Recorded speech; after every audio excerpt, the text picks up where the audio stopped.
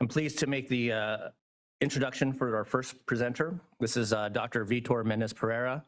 He is the Director of Endovascular Research and Innovation. He's a Schroeder Chair in Advanced Neurovascular Interventions, the lead scientist of the Radis Lab and the Li Ka-shing Knowledge Institute. He is part of the Division of Neurosurgery in the Department of Surgery at St. Michael's Hospital in Unity Health, Toronto. He's a professor of surgery and medical imaging, and he has an appointment at the University of Toronto in Toronto, Ontario, Canada.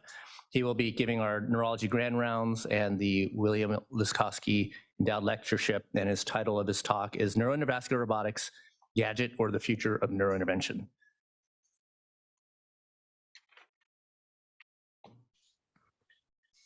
Good morning, everyone. It's a pleasure to be attending this symposium, and I'm sorry that I couldn't be there in person. I think this is a very interesting topic. We've been involved with robotics for the last 4 years, and I'm very excited to be sharing our vision and our experience with you today. So, sharing my slides now.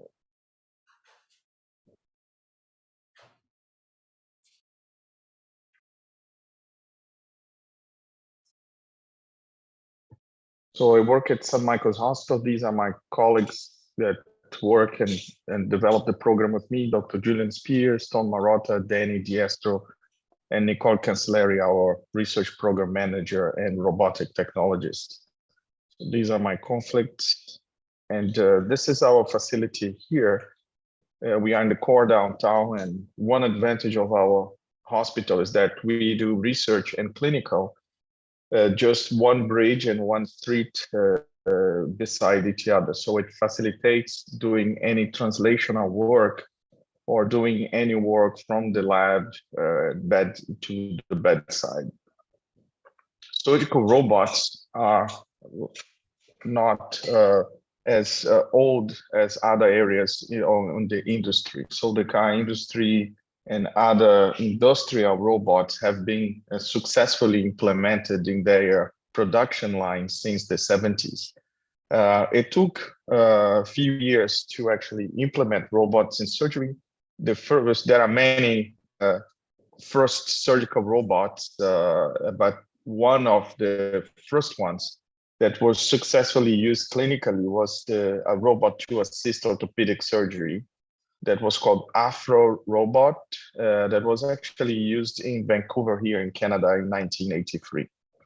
From that time, abdominal surgery and thoracic surgery actually took the lead on it, and the Da Vinci, Rosa, and other robots made it widely used. So today, more than 70,000 physicians are trained and practicing robotic surgeries every day.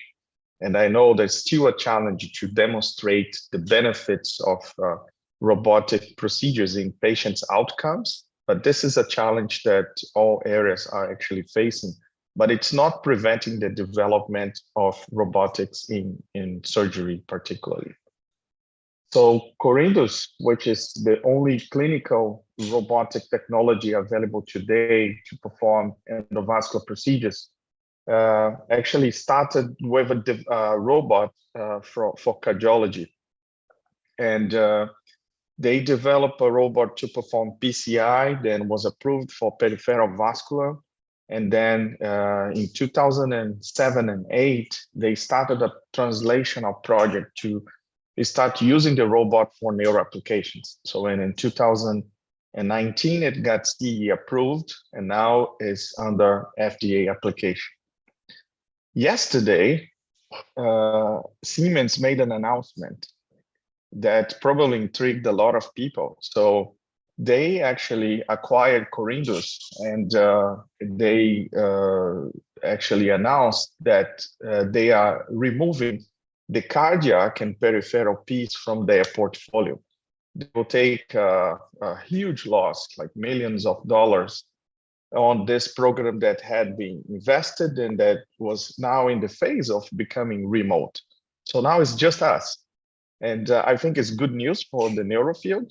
that such a big company is now focusing entirely on neuro. So there was no other, at least from Siemens side, effort from now on with cardiology and vascular periphery. The focus will be neuro and neuro remote in the near future, which is actually reinforce the importance of the neuroendovascular robotics in the future of the Siemens and also other robotic companies. And what we are talking about today, we are talking about this robot that's composed by two parts. One is the console, which is the remote control of the robot that is connected to a cable to the robotic arm that is actually placed on the bedside. So here in Toronto, we have the robot in a separate room, which is a simulation lab that I will show you a little bit down on the presentation. And the robotic arm is this arm that stays on the bedside, and bedside team will connect devices into that system, and we can remotely operate the robot from this cockpit.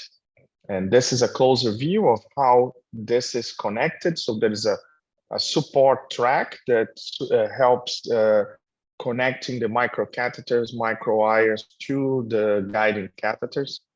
And the procedures are performed partially manual, so the groin puncture and the catheters navigations until the neck, and also are performed robotically, everything that from the micro catheter upwards. And this is a closer view of the robot. There's generation of robot that's called Core Path GRX, has the robotic arm that is constant, and then it's covered by a stereo sheath. And then there is this removable steerable part, which is the cassettes that comes stereo and then are connected in the robotic arm. And into this cassette, we actually connect the devices. And there is a distal holder, which is the head of the robot. And it's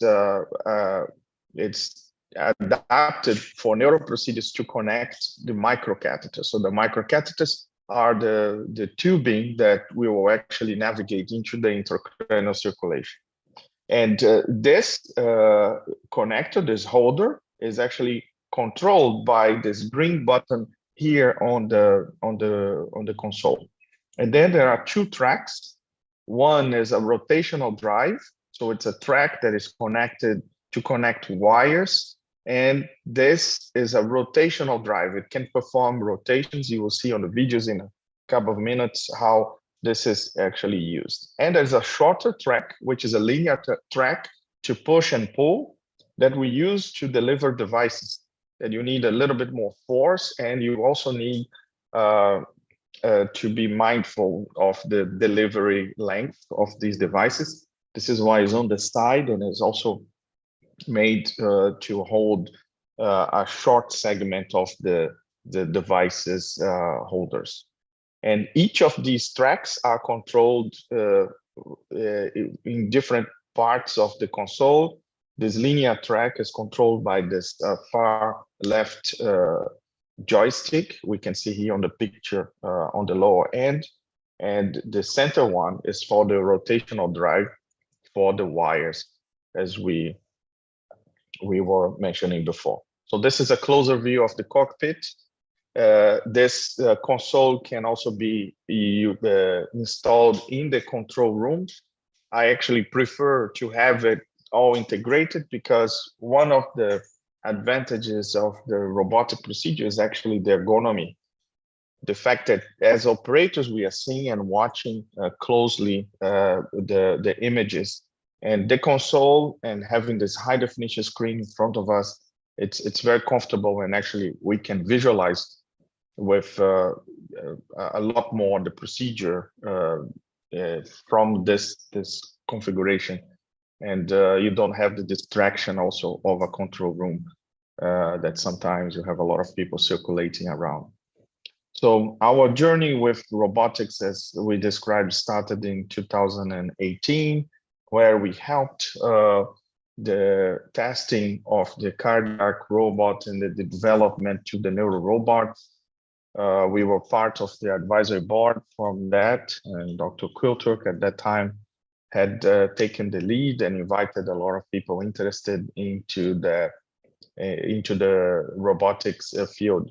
And in that testing, I actually realized the potential and that how the robotic manipulation could actually improve the performance of procedures. And then I got a robot here in my lab, and we started doing experiments and testing the compatibility of neuro devices into the GRX robot. And actually, we could realize and we could adapt successfully the procedures, understand the differences, and actually prepare for the feasibility tests in patients that happened here from 2019 until 2020 here in Toronto. And then we joined an international multi-center trial, and now we are here sharing with you our experience. So the first case we did was actually published in JNIS, and was a basilar sidewall aneurysm that we actually had carefully prepared, and we had done a lot of testing on patient-specific silicon models. We had everything lined up, and we realized during this testing that this generation of robot can deploy and can support the deployment of the devices quite precisely. So then we have selected patients with intracranial stenting procedures that would benefit of precision on the placement. So this is why you will see here cases that our first cases are cases that we figure that the robot would add value to the patient by increasing the precision of the placement, particularly of intracranial stents. And to our point, robots in neurointervention, they have three main advantages or today. And one is the radiation protection, not only for the operator, but also to the bedside team. So we can perform the procedures, and the bedside team is responsible for everything that's happened during the procedure, but they can place the devices into the robot, and they can be have a step back, watching during the manipulation of the robotic arm by the operator in a separate room. They can monitor everything, but they can still be away from the X-ray and the C-arm. So this is still a big advantage. And we still think that this is a major advantage of robotics compared to manual procedures.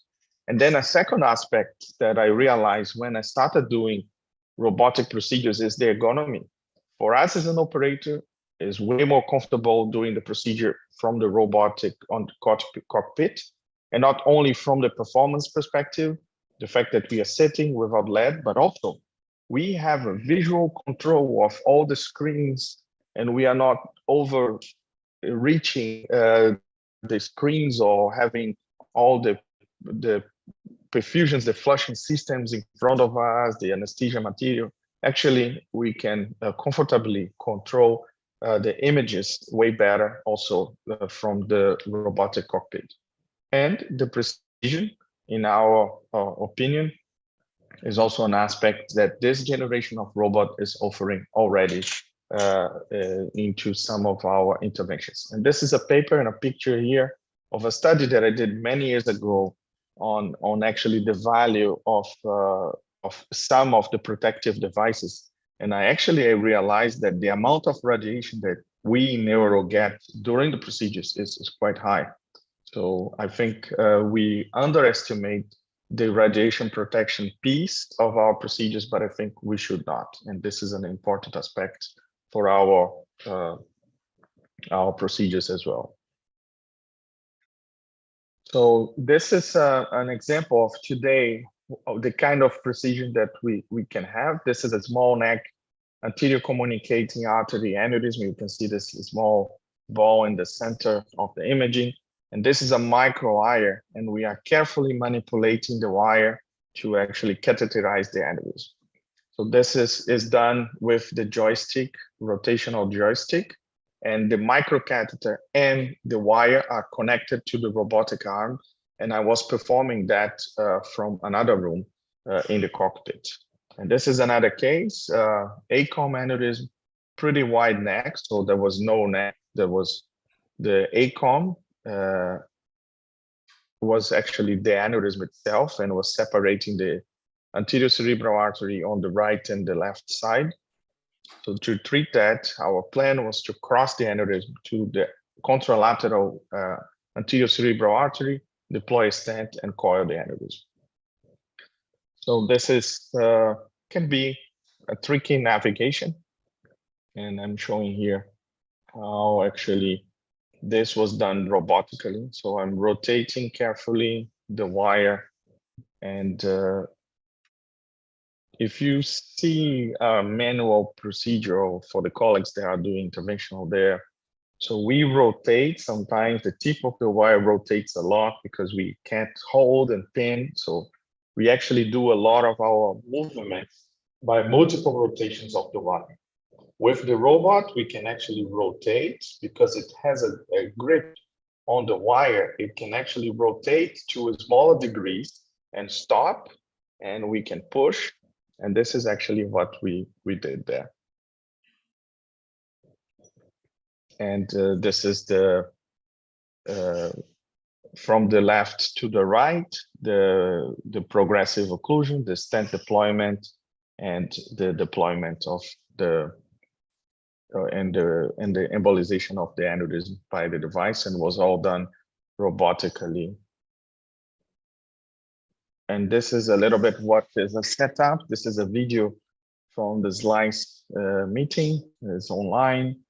And here Nicole is actually demonstrating how we connect, how is the workflow. So once the robot is prepared, the cassette is actually connected, and the system does its own test in preparation for the procedure. And once the system is connected, then the manual part of the procedure, we navigate all the systems up to the neck. Can be on the vertebral artery or the internal carotid artery. And once we have that, we navigate the microcatheter inside the guiding system. And then the microcatheter is actually connected to the robot in the way you're seeing. And then there is this microcatheter support track to avoid kinking and to avoid looping of the microcatheter when the robot is manipulating.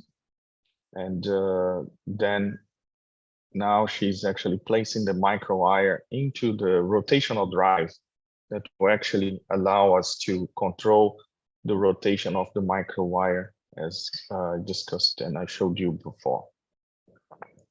So this is a step. It adds this preparation to the procedure. So in our practice here, it adds about 10 to 15 minutes.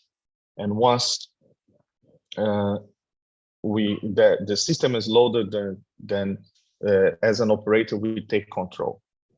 And I'm showing you here with my left hand, I'm controlling the wire with the center joystick, and the green one is to manipulate the microcatheter. You see here that there is the joystick and the screen, and we actually use a lot of the functions on the screen.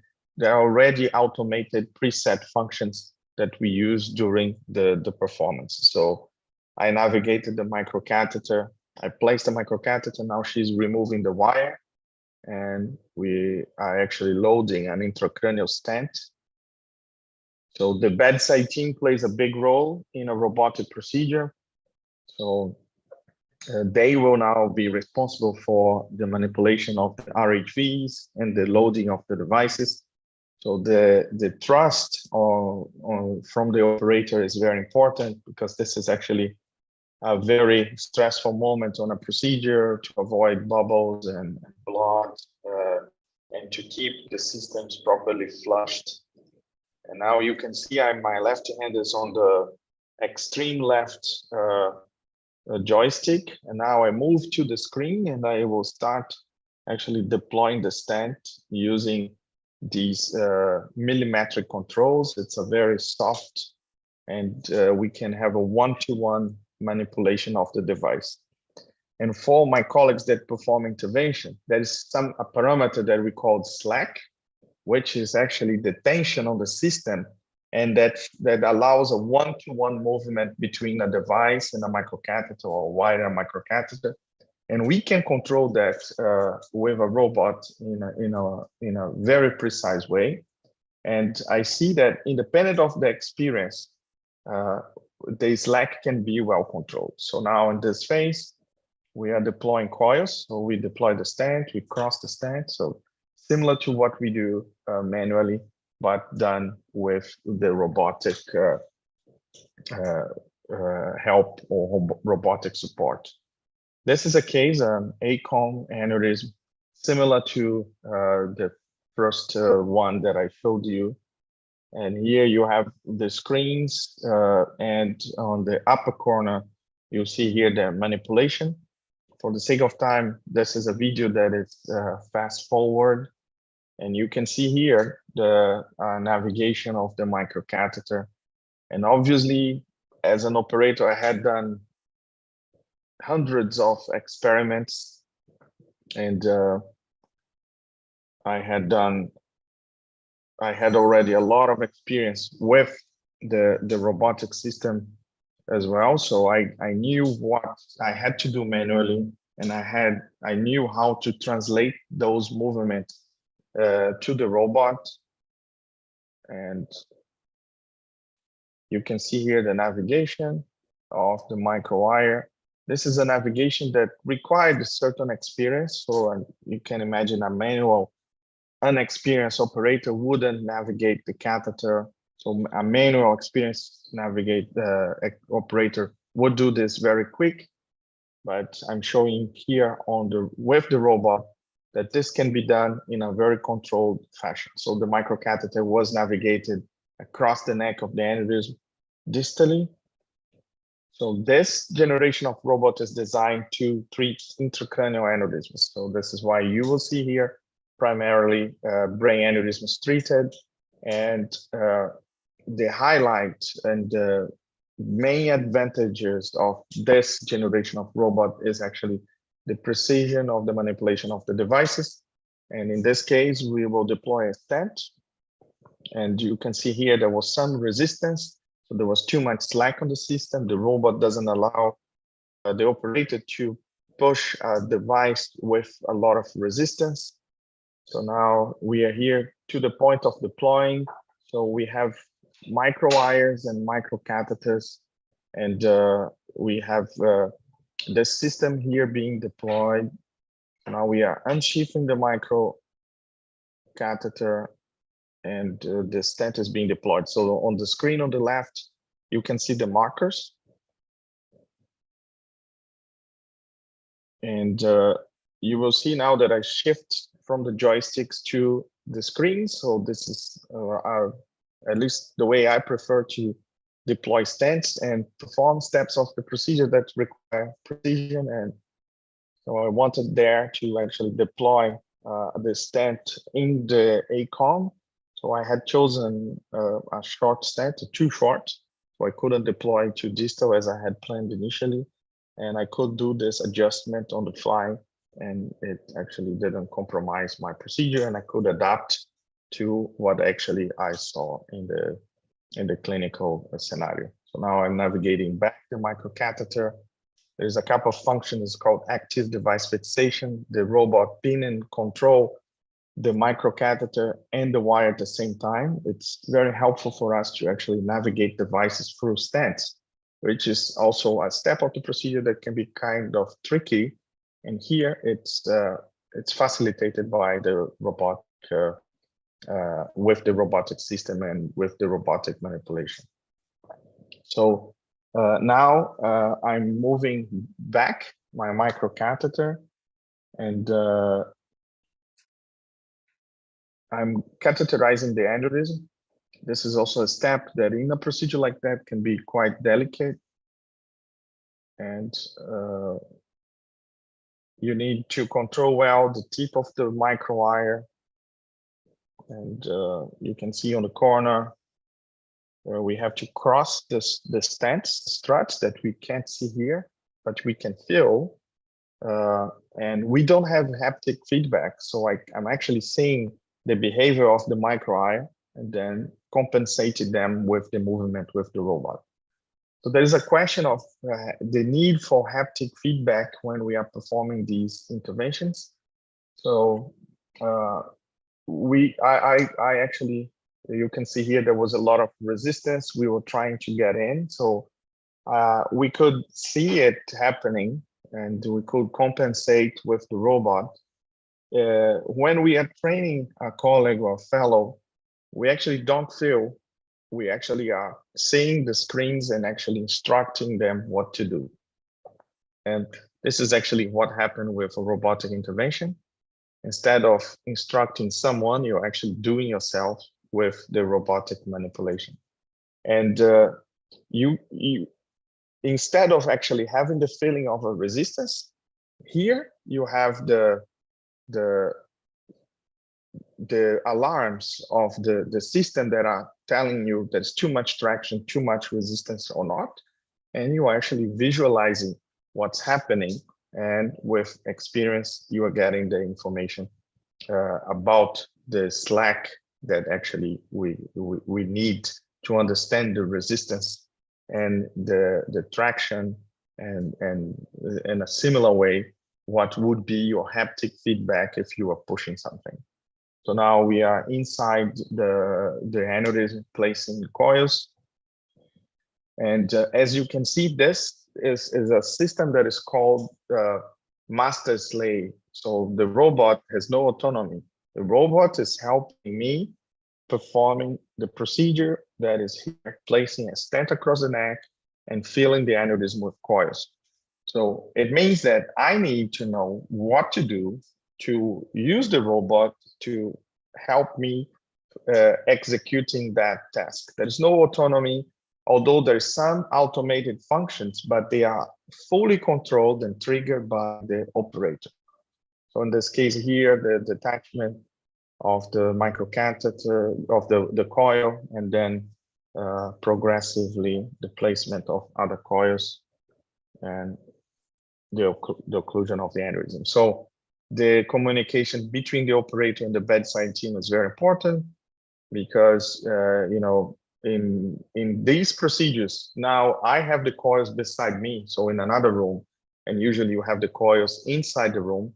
So I actually, based on what I see, what I'm doing, I actually choose the coil and give it to the team inside, and then I trust that my bedside team will manipulate the RHVs and control the flushing system the same way I actually would do if I were on the bedside team. But that confidence is very important. The communication with the bedside team is very important. We use headsets with the robotic operator, and I also have a microphone in the room that everybody can listen to my instructions. So, and it's very helpful that the team on the bedside understands what we are doing, or as an operator outside. And for us, for me, it's important to know if there is anything with the patient, with the groin, or with the devices that I'm not seeing. So this is a learning step that we have to do, or to have. It's needed for the successful execution of a robotic procedure.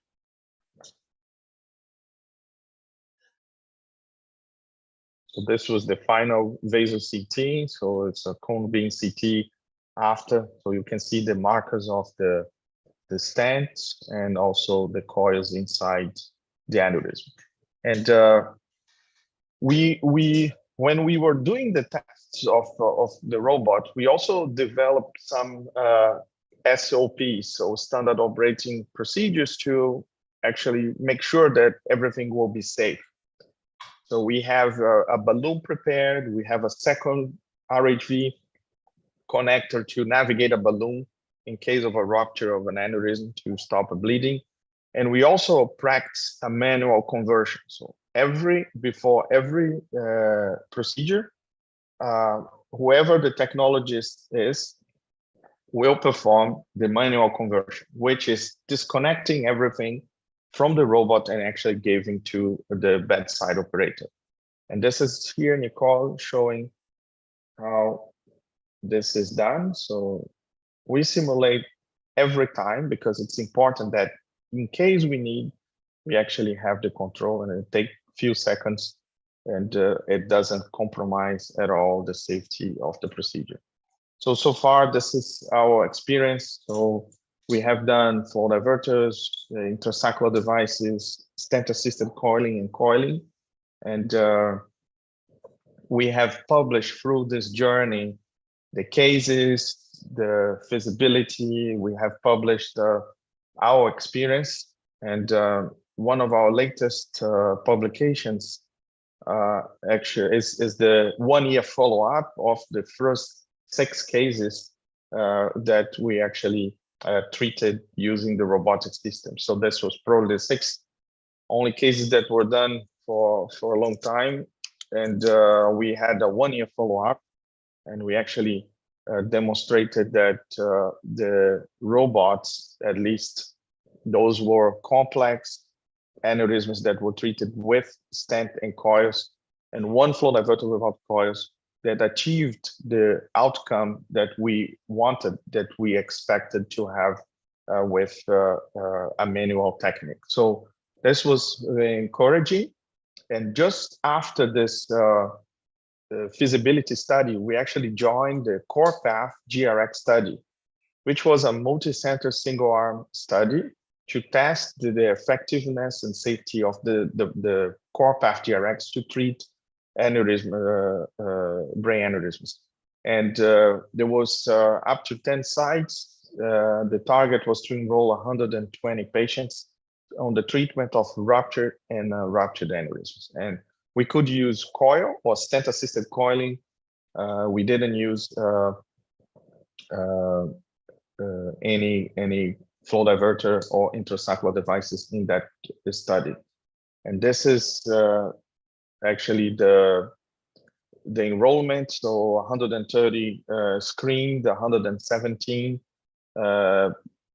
patients enrolled, primary effectiveness. So the robotic procedure, the intracranial aneurysm treatment could be done robotically in 94% of the time, in 7%, in 7 cases. So in 6%, the robotic procedure had to be converted to manual, and 2 was related to a device problem, the cassette and the control, and 5 to a procedural limitation.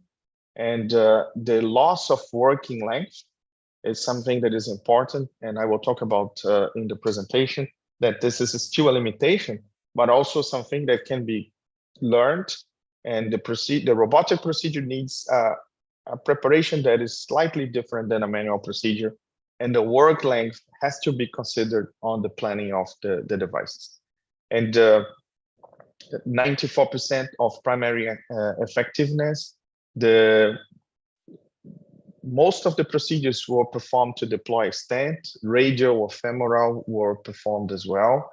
And as you can see, more than half of the procedures actually had a stent that was implanted, which is a step of the procedure that have a little bit more technical challenge, but with the robot can be performed. And regarding the safety, there were 3 intra-aneurysmal ruptures and 2 strokes, but there was no changes on the baseline outcome in the future of the patients. And we are presenting the 6-month data in a couple of months at ASMINT, which is a completely adjudicated data on the outcomes and on the safety as well. And we are looking forward to present that data in the future. So I showed you a couple of videos and what, in my opinion, I think that is a robotic procedure. That is something that we have to consider, which is what we call the robotic travel distance when we are performing the procedures and when we are placing the devices manually. And these are two concepts, rear loading and center loading, which is the position that the device can be connected to the robot, and it will influence the performance of the procedure itself. So it's very important to know if you, from a certain point, you will need to go further, or if you need to go backwards from that point.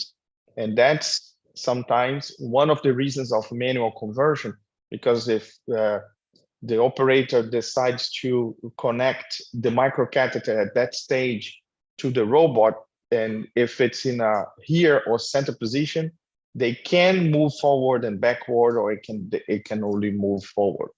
So I will give you an example. For example, in the basilar cases, depending on where you need to place the stent, you have to consider the position of the distal access catheter. In this case, this big red indication here, and also the coiling of the aneurysm. And here it's in a patient with an ACOM aneurysm that we actually wanted to navigate the device forward and backward into a certain point. So we did part of the navigation of the microcatheter manually, and we connected the device a little bit more distal than the distal access catheter. And we actually had the possibility of going forward and backward from the position that we connected the robot. And regarding the level of complexity, we have actually 3 levels. So probably the lowest difficulty procedure in terms of robotic versus manual is probably the basilar, because of the access through the verts. So we are very close to the working zone, and the preparation it doesn't carry too much specific aspects. Then an ICA and an ACOM and an MCA would carry a little bit more of preparation. We need to plan well the length of the distal access catheters, and also the position and where we are going to connect the microcatheter to the robot. And next steps, I think, is the use of robots with devices that require more manipulation. So in our opinion, flow diverters and intrasacral devices, they are not on the plan for approval of the neuro devices yet. So the device will be approved by the FDA hopefully soon for coiling and stent-assisted coiling. But we are doing now an investigator-initiated study on the deployment of flow diverters and intrasacral devices, and it's actually where we can see a huge value of the robot by performing tasks with extreme control and precision. And again, it requires a training of the operator manually. So the operator needs to know what we want or what we are doing manually, and understand the behavior of the device visually to actually be able to successfully perform that procedure with the robot. But the degree of control of the microcatheter and the devices itself is superhuman. So we are doing a series of experiments with different experienced and non-experienced operators, and I already can see that some of the non-experienced operators can perform very precise and elaborate techniques with the robot that would take them longer time to actually be performing these procedures with the robot. So these are experiments that we did, and I'm showing you the manipulation by the robot of flow diverting devices. This is a distal small flow diverter that can be deployed, resheathed, and recaptured, and with a degree of freedom that is comparable to a manual procedure. And in our opinion, we will, in the future, we will be hopefully as safe as a field that I admire a lot, which is aviation. And I actually think that we will probably be working in a cockpit with a lot of control as we see in aviation, and hopefully we will get their level of safety that they've been getting over the years. And despite of all the technology, the automation, the pilots are still flying the planes. The difference is that you actually don't necessarily want to know the name of the pilot before you are taking a plane. And we still want to know the name of the surgeon that is performing our surgeries, and it will continue for forever. But a surgeon, a performance of a surgeon and another surgeon may be different, and it requires certainly experience, personal skills. But why not making sure that everybody can have like a 78% level from the goal, independent of the experience training? And I think aviation is giving us a good clue.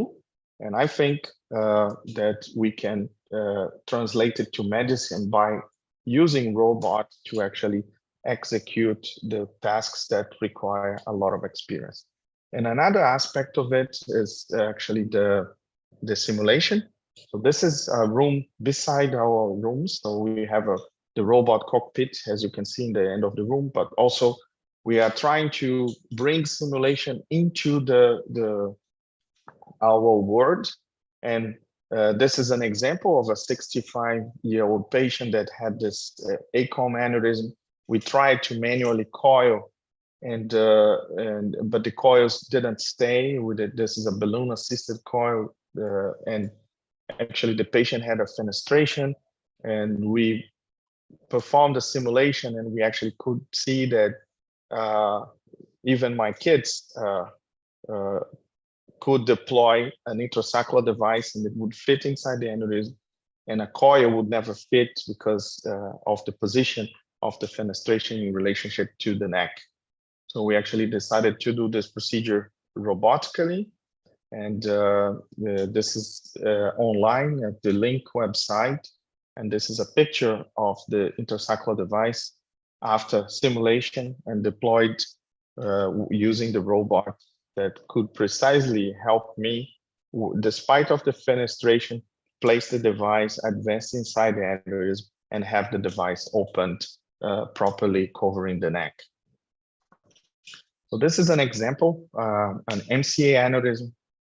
So I was deploying this manually with my fellow here, and we actually had chosen a bigger device than we thought, and we had to change, and we took a smaller device. And during the deployment, we unfortunately had a jump of the microcatheter, and the device perforated the aneurysm.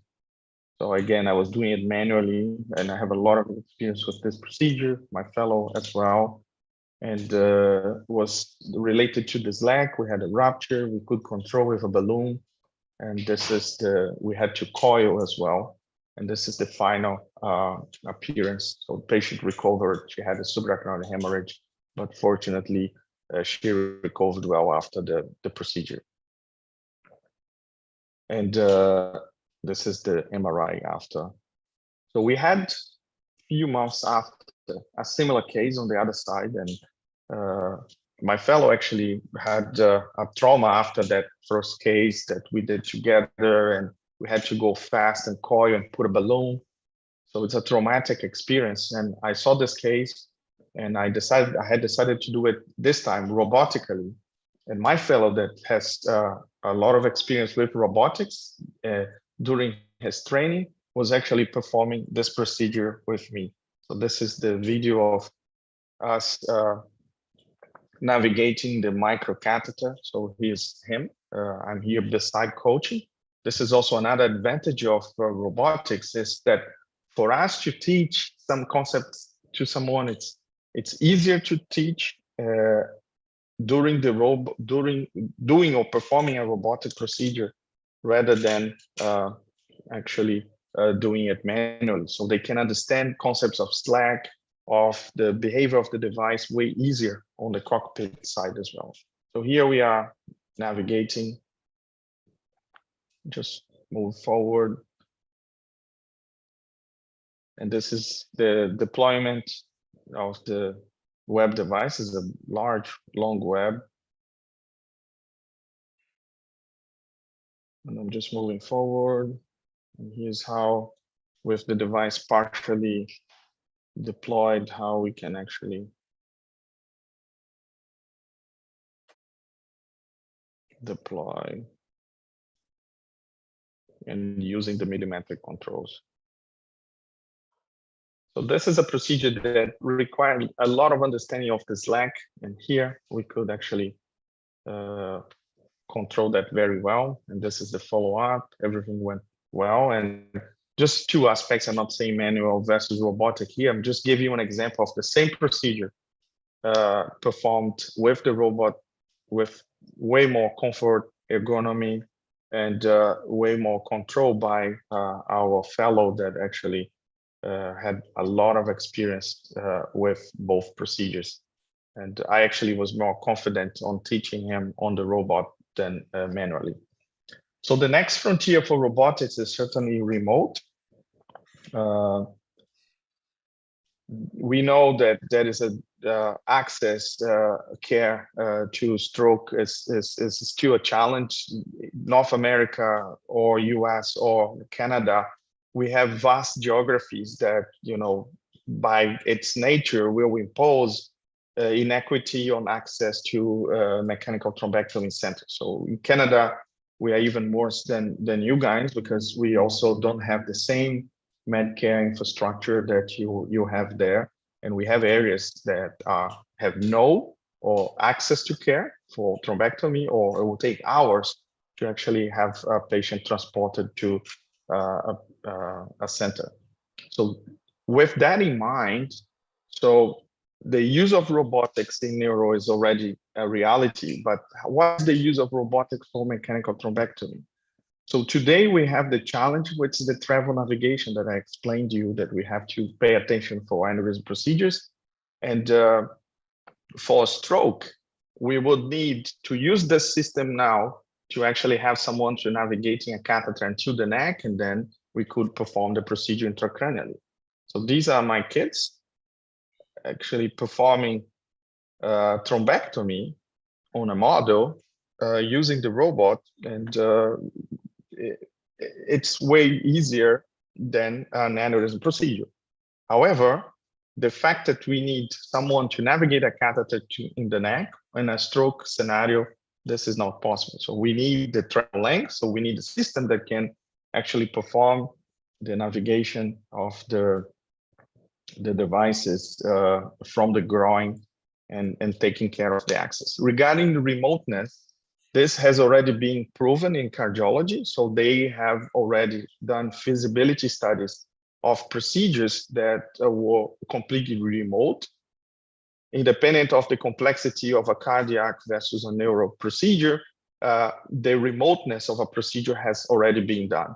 And there's already a number of experiments, even from continental distances, like this one from San Francisco to Boston, how it's possible to remote control a robotic arm. Now, the question is, we need a robotic arm that is long enough that can actually give the operator the possibility to do more steps on the procedure. Here we are doing a lot of research on connectivity, testing different networks. This is a grant that me and my partner, we got last year. We have here a whole team of engineers looking how to connect two sites, two hospitals, and actually stable in a reliable way, maintain the connectivity and the communication between the teams in two different institutions. And in our point, we still need the right robotic system to perform thrombectomy. We need remote connectivity reliable with a minimum latency that we can control the robot and actually see on the return of the images exactly what we are doing, and an effective telepresence system, so a communication that the operator is actually comfortable being away completely from that procedure room, and the local team is comfortable of receiving orders or being the support of that operator that's far away. So still some challenges, but I think from what I've seen and what I've been witnessing until now, this is perfectly feasible. And I think it will be transformative to some patients and areas that will have no access to care just because of the distances, and time we cannot change the time that is lost on a stroke procedure, as you all know. So we've learned so far is that the outcomes of robotics are similar to manual at this stage. The precision is something that can be enhanced or can enhance some procedures that require micro control of devices. Planning is important, so we need to take care of the travel distance with this generation of devices. And teamwork and the communication is something that has to be developed, but it's been a very good and exciting journey. And now that we have our main company actually concentrated and focused on neuro, I'm sure that we will see way more progress and faster than we have seen so far. Thank you very much for your attention. It's my pleasure to be sharing this lecture and our experience with you today.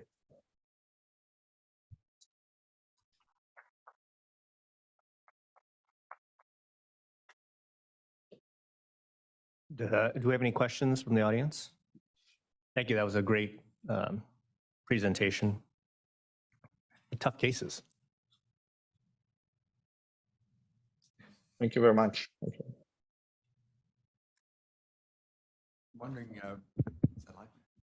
Thank you very much, Vitor, for that beautiful presentation and all the work you've done on this.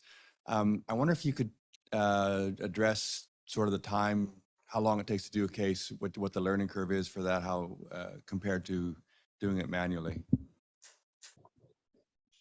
I think if you have a team that is experienced with the robotics setup, it will add, I would say, here 10, 15 minutes, but let's give some time. It will add 20 minutes to the procedure on the preparation. Then if you are doing a coiling with many coils, so the loading on the device will probably should be double than a manual, but it means 1 minute will be 2 minutes because you have to remove from the robot and place it there. And that's what I would say. It would add probably 20 to 30% of the time to the compared to a manual procedure. And what percentage of, are you using this in every situation where you think it's a viable case for the robot? Is that sort of your standard operating procedure now to do these with the robot because of the precision and the ergonomics, or are you more still protocolizing these according to trial? Now we are doing, we've been always in a study, so we were always feasibility study. So we targeted aneurysms with the stents that required precision.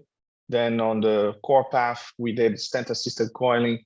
And now we are doing a feasibility study in which we are using flow diverters and intrasaccular devices. So the focus that I have now is to enroll patients in that study. And that is the group of patients that we've been enrolling. But we can identify in our practice already some cases that, you know, this would be ideally done robotically compared to manual based on our experience. But so far we've been focusing on getting our study done. And I noticed that more fine precision you need, better the procedure is performed with the robot.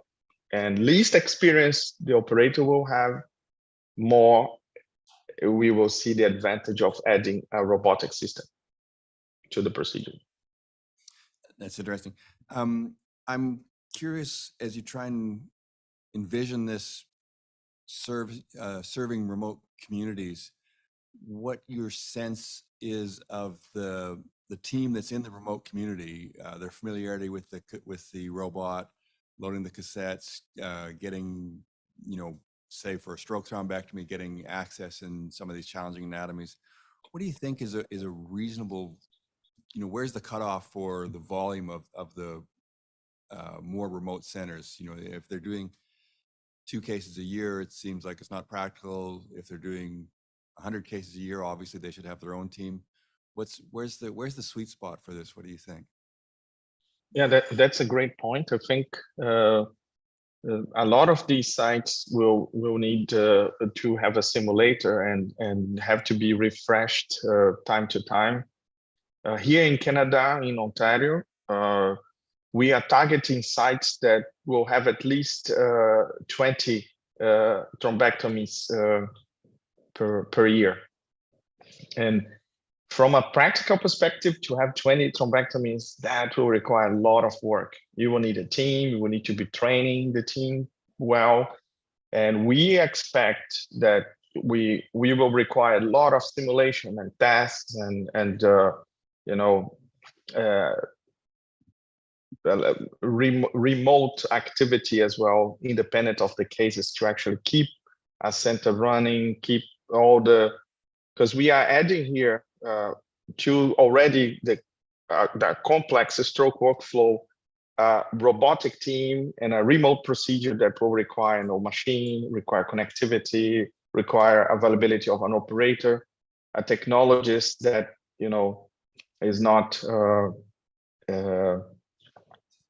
in the equation on call and requires some special training that may require, at least at the beginning, at least a 20 patient activity per year. But then after, it will depend on, if it's 5 patients, but it's a site that is completely remote, we have to consider that as well. But I think simulation will help maintaining the competency of the teams. But here in Ontario, in our reality, we are looking for sites that can have a potential of 20 cases per year. Yeah, I think that's a great point. The simulation, if you think about 20 cases a year, 1 in 4 call, you might get 5 cases a year if you're coming up in your call, which means 1 every 2 months. So the simulation is really going to be important to keep people sharp. But I think that seems viable, though. If you think of your analogy to the pilots, they simulate crashes repeatedly and hopefully don't have very many. So I think you can use simulation to practice for these things that happen uncommonly. So that seems like a potentially viable path. The last thing I wanted to ask is about the change in the relationship with Siemens and what you're hearing from them in terms of what their real focus is. I would assume that it really is the remote interventions in the stroke, then that's what they're most interested, why they see this as being something that is important in a way that maybe it wasn't as important in cardiology. I think now the focus that they will have is the neuro one. Obviously, remote intervention will be transformative. There is nothing can fight time. So, and we know the effect of time on strokes. So that will be easily implemented. But in a practical way, I don't see a remote practice being exclusive remote. They need to also focus on the procedure of the day by day, improving the performance of procedures, making sure that we have more precision, we have automated steps that can actually take those 20 minutes of the procedure that you actually lose by setting up the robot, but actually gaining because the robot will facilitate the navigation, the placement of catheters, and will improve the safety of the procedure. So I think that the focus certainly will be remote stroke, but I think they will be working in parallel, and I don't see these practices separated. I see robotic, improve performance, improve precision, facilitate the workflow locally, and remote being done to improve access to care. And probably these technologies will have a similar hardware with some differences that will facilitate more the local work in one aspect or more the remote work in another aspect. Thanks again for a great presentation. I don't want to hog all the question time. Any other questions from the audience? Again, thanks, Dr. Mendes Perez, for an excellent talk.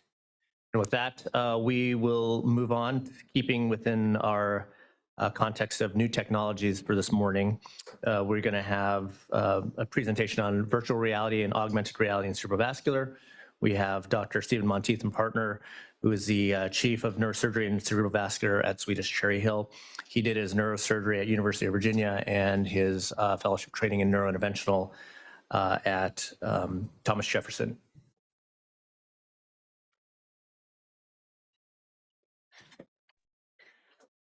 Okay, Jens, can you guys hear me okay? Yeah, you sound great. Okay, great. Thanks for the opportunity to talk. Sorry I couldn't be there today.